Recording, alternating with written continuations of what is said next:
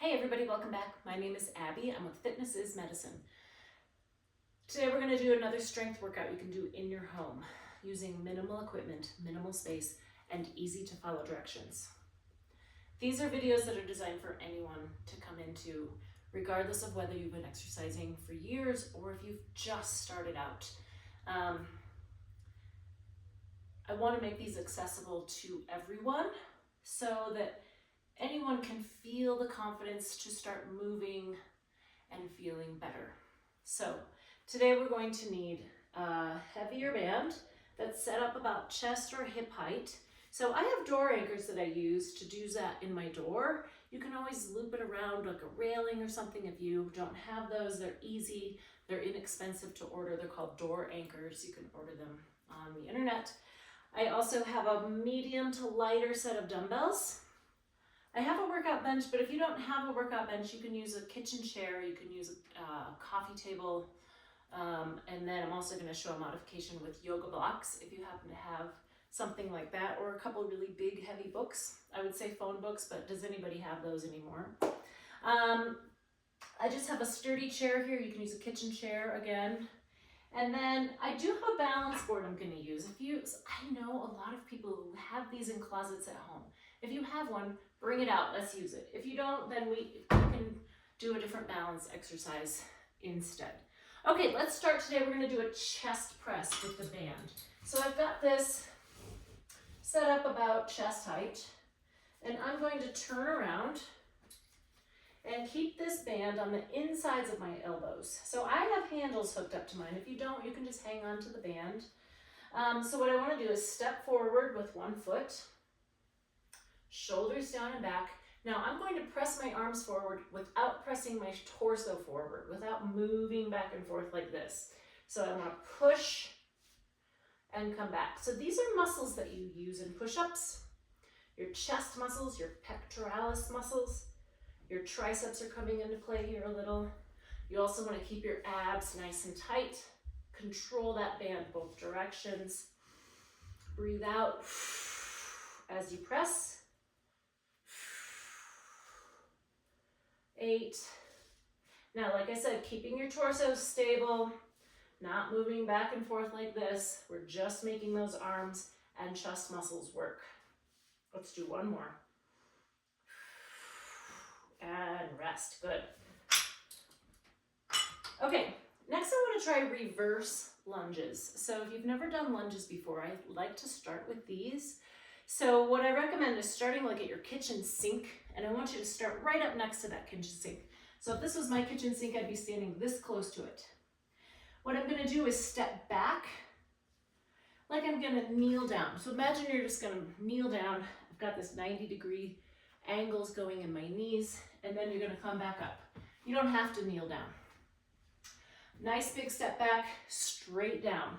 Now the reason I want you so close to your kitchen sink or I've got an elliptical here, something sturdy, is because it forces you to go backwards. And this front knee needs to stay over your ankle, over your heel. That is a safer position for your knee to be in. So if you were back here, it's easier for that knee to stay going over your toe. So keep yourself really close to whatever source you're using. And we're going to go back and forth. And also you can use that kitchen sink or elliptical or whatever to sit back and have that confidence to sit back without losing your balance or losing the form of the exercise. Now, of course, if you've done these before, you can use a weight. I do recommend only using a weight in the side away from your source of balance, because that way, two things, you're having to use your core to stabilize a little bit more, so sitting back into that lunge. And then you also have your hand available in case you do lose your balance. Let's do one more on each side. If you're using a weight in one hand, you can either do the whole set that way, the next time through, turn around, do the whole set with it in one hand, and then switch on the last one, or you can switch halfway through with each set. Okay, Now I have a bench here I'm gonna pull out. A coffee table works great for this, or you can also use a kitchen chair. Now I have yoga blocks. I'm gonna do dips. Now, in order to do dips, what I recommend is you put your hands on the side. You're going to keep your back very close to this bench and your shoulders down. So you don't want to be in your shoulders like this, keeping those shoulders down, up and down like that. Now your knees all the way in, bent like this is the easiest way to start these. If you feel like you've done these before and you want to do a little more advanced, extend those legs out. If this is too much, let's start with yoga blocks. So you can either start with them flat like this, hands up over the ends, pushing yourself up just a little bit. Now keeping those shoulders down so you're keeping that same form. Or if you feel like that's going okay, you can put your yoga blocks up like this. Again, keeping those shoulders down, push up. And that way you're not having to lower off the edge of the bench. It's a little safer and it's a little less range of motion. The reason I like this exercise is if you are ever on the ground and you're trying to push yourself around, or if you have a surgery and you need to push yourself around in bed like this, or around on a, however, you're pushing your body weight, using those arms more because you can't use your legs. That's why I really like this exercise. It's important functional exercise to maintain that arm strength, to be able to continue to move your body weight, even if you have a compromised lower extremity. Okay, I'm gonna push my bench back out of my way. Benefit of a small space, I can just kind of move that in and out. And then I'm going to grab my dumbbells here. Now remember, when you're picking dumbbells up and down off the ground, you're using good form, bending your knees, sitting your hips back, keeping your tummy tight. Okay, we're gonna do a lateral raise. So today I wanna do a stagger. So your feet are a little bit forward and back, wide stance, tummy tight, shoulders down. We're gonna lift those arms out to the side. Now, notice that I'm not going above the height of my shoulder. Lots of times people want to go up like this, and that's unnecessary. That is out of the range of your deltoids. You want to keep them in this smaller range of motion. Now you can also bring them a little bit forward if that feels a little better on your shoulders. Tummy tight and breathing. Let's do 2 more. 9 and 10. Good. Remember to keep those shoulders down, away from your ears. I'm going to rack my weights to keep them out of my way here. Okay, now I have my balance board. If you have one, find it in the closet, break it out. If not, you can work on a tandem stance or a single leg stance while we do this. But what I want you to do first is we're going to go side to side, tapping it all the way without trying to hang on. Okay, then I want you to find the middle. Do this next to something. Your kitchen counter is a great place. I always say your kitchen sink is a great place to hang on to. Now bend your knees and hips a little, keep those abs tight. I think this is much harder side to side for some reason. Some people think it's easier side to side.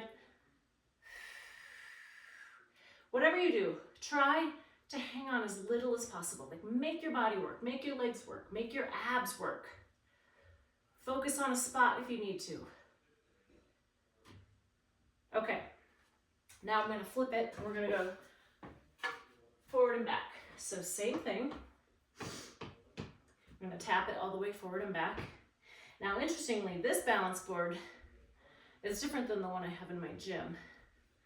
It has the bar going horizontal versus the one I have in my gym is vertical. Either one is a challenge.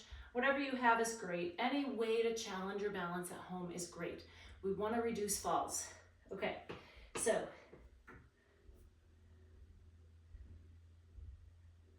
breathing, find that spot to focus on. Try not to let the forward or back set touch down. Even if you're kind of wobbly, do your best, try not to hang on. Really challenge that balance. So you're challenging your muscles all the way up your whole chain, from your toes all the way up. Your core should be really engaged. And focus on a spot. That will also help as well. If you're finding this to be easy, talk like I am. Look around, change your perspective. Different ways to continue to challenge yourself where you're at, to continue to reduce your chance of falling. Okay, last one. We're gonna pull out your chair or coffee table, something sturdy. You could do these on the edge of your bed. We're gonna do abs. So I want you to sit up on the edge of your chair or whatever you have. My knees are bent. I want to kind of dig your heels in. This is kind of the way I do it. And then you can cross your arms or start with your hands on your thighs. What you're going to do is lean back, keeping that back straight, and come back up. Now, to challenge yourself, I want you to come back, almost touch the back, and then only come up to about here. Envision only coming up either halfway or 2/3. And the reason for that is it keeps that core engaged. If you sit all the way up, you can try it, they get to relax. So our goal is to make them stronger. The stronger your core is, the less back pain you will have, the stronger your balance will be, and the stronger overall you will be. Everything connects through your core. Make sure you're breathing, keeping your back straight here. Let's do one more and rest. Okay, great. As I always say, try to do these through 1 or 2 more times. Add some cardio in between. Keep that heart rate up. Follow with a good cool down and stretch. If you have any questions or need any modifications, please feel free to reach out to me either privately or leave a message in the comments. Some other people might have the same questions, and that way they can just read it and have that question answered for themselves. All right. Have a great workout, and we'll see you next time. Thanks, everybody.